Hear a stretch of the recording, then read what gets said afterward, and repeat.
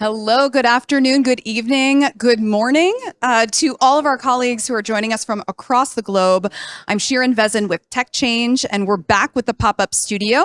I'm here with Katherine and with Sam from BAO Systems. We are talking about so many things today, and I think the first question that I'd like to ask our wonderful colleagues here, what trends are you seeing here at GDHF that really kind of bring equity to the fore in digital health? Sam? Yeah.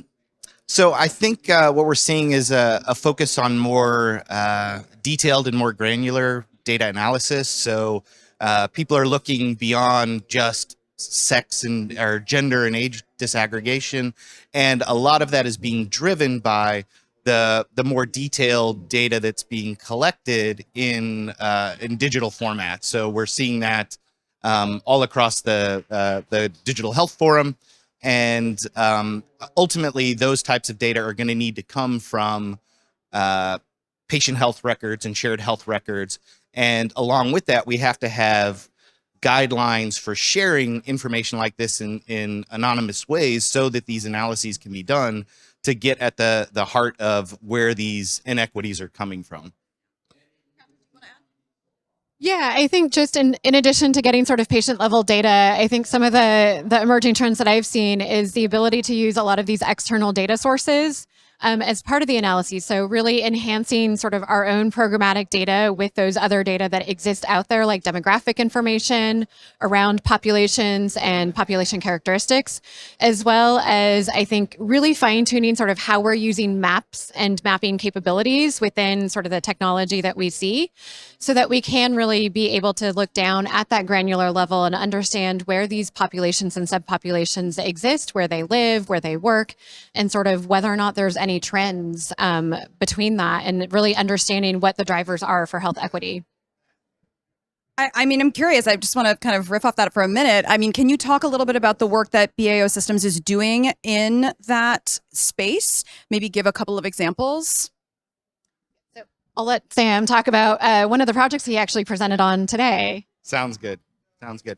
Yeah, so BAO Systems helped UNAIDS implement an update to their inequality visualization platform, which is, and we presented on it earlier today, it's really a first of its kind platform with respect to public-facing data portals that support health equity analysis. Because it allows one to visualize more than one inequality dimension at a time. So most of the platforms that are out there right now allow you to look at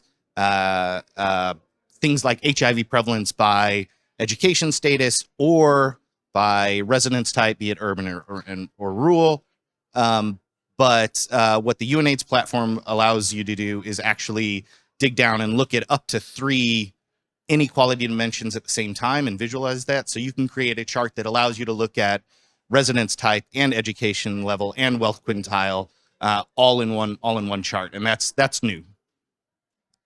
Yeah, and just to add to that, our other colleague, Chase Freeman, he was also presenting on sort of that combination where I spoke about of external data sets and mapping, being able to use some of these external data sets like Google Earth Engine, and there's a lot of other different sort of climate maps, other, temperature data. There's a lot of data that exists out there, and really being able to drill down into understanding sort of where the populations are has been really helpful.